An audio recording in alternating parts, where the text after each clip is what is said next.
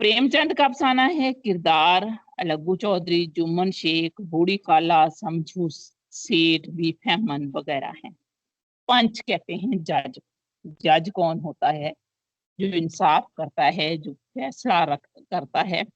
अब जज का दर्जा मुख्तलिफ मज़ाहिब में बहुत अहम है और वही जज जो है जज के मनसब का अहल है जो इंसाफ के तकाजों को पूरा करता है।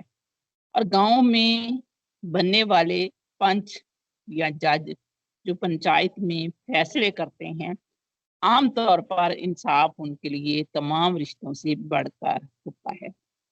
कहानी सादा सी है। अलगू चौधरी और शेख जुम्मन गहरे दोस्त हैं और वो बचपन के जमाने से दोस्त हैं। शेख जुमेराती के दोनों तालिबे इल्म हैं और पढ़ते रहे हैं। शेख जुम्मन जो है उसकी एक बूढ़ी खाला है जिसकी औलाद नहीं है। वो शेख जुम्मन से कहती है कि मेरी जमीन जायदाद सब तुम रख लो, लेकिन मुझे रोटी कपड़ा देते रहना।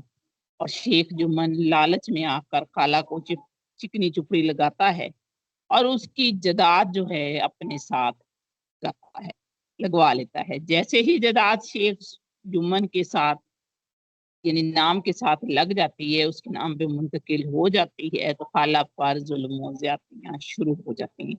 कभी उसे सालन कम दिया जाता है, कभी रोटी, और कभी वो भूखी रहती है।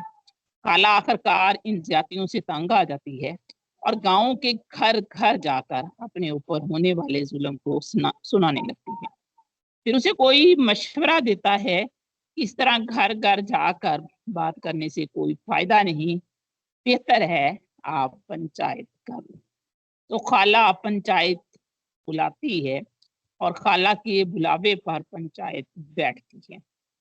खाला पंच के तौर पर अलगू का नाम देती है तो शेख जुम्मन बहुत खुश होता है कि सारे दलाइल सुनकर, चूंकि अलगू मेरा दोस्त है तो वो मेरे हक में फैसला देगा। लेकिन अलगू जब दोनों के दलाइल सुनता है तो वो खाला के हक में फैसला देता है, क्योंकि खाला हक में थी।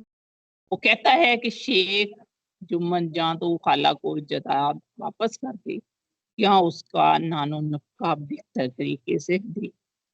इस फैसले के बाद अलगू जो है उसका शेख जुम्मन दुश्मन बन जाता है और मौका ढूंढना शुरू कर देता है कि कब बदला मिले। जल्द ही उसे मौका मिल जाता है। मौका कैसे मिलता है?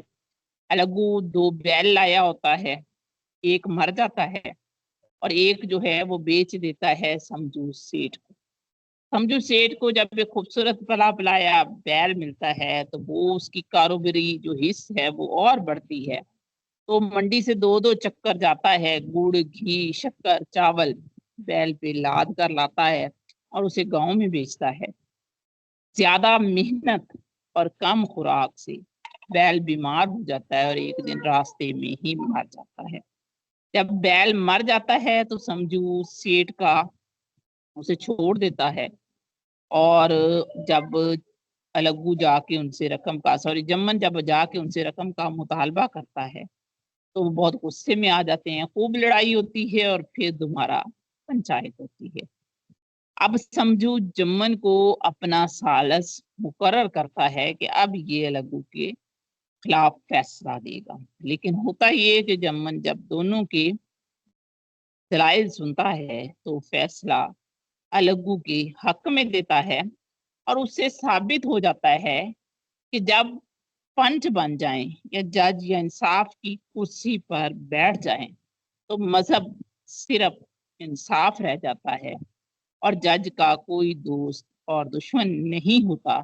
जब जमन को ये बात वाजे हो जाती है तो वो रोता है और पहले की तरह उन दोनों का याराना जो है वो चल